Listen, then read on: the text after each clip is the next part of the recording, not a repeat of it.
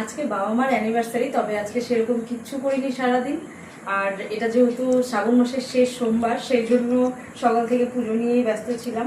আর এদিকে মামামেরও শরীরটা একটু খারাপ, সেই জন্য তো এই সন্ধ্যাবেলা বেরিয়েছিলাম।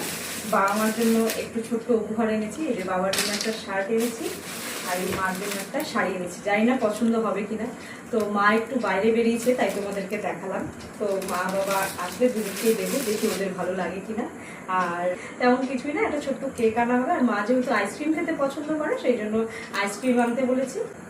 তো চলো কি কি হচ্ছে সবটাই তোমাদেরকে দেখাবো। তো এই যে বরমশাই চলে এসেছে কেক নিয়ে। তো আজকে রাতের বেলা তেমন কিছু তো হয়নি, এই যে শুধু এখানে হচ্ছে গিয়ে লুচি, আলুর চচ্চড়ি। তো এই দিয়ে আজকে আমাদের রাতের ডিনার হবে।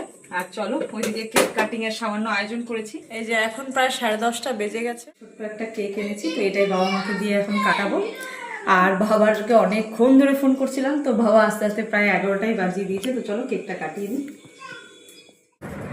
আজকে বাবাদের অ্যানিভার্সারি, তবে বাবা জানেই না যে আজকে কি।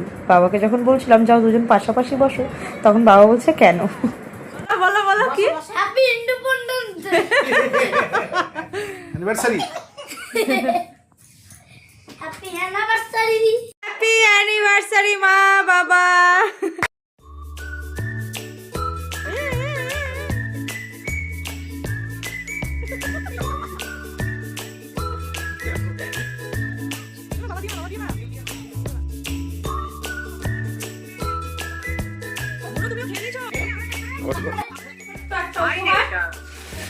মার জন্য একটা ছোট্ট উপহার।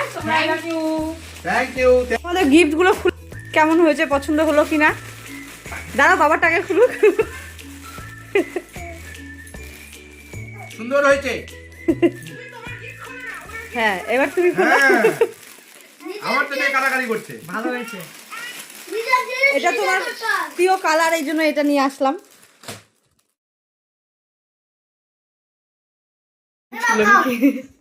খাও আমাদের অ্যানিভার্সারিতে আমার ছেলে বউ কেক কেটে আমাদেরকে আনন্দ দিয়ে আমাদের প্রেজেন্টেশনও করলো, আমাকে জামা দিল, আমার মিসেসকে শাড়ি দিল, ছেলে বউ। আমরা যেন সবাই এইরকম সবসময় ছোট্ট ছোট্ট জিনিস নিয়ে অনেক খুশি হতে পারি, সবাই মিলেমিশে যেন সবসময় এরকম ভালো থাকতে পারি, এটাই চাই। আর তো দেখো সব শেষে কিন্তু মার হাতে ধরিয়ে দিয়েছিলাম আইসক্রিম, আর মা কিন্তু এটা দেখে সত্যি ভীষণ খুশি হয়েছিল। তো চলো আজকের মতো টাটা, দেখা হচ্ছে খুব শীঘ্রই নেক্সট ব্লগে।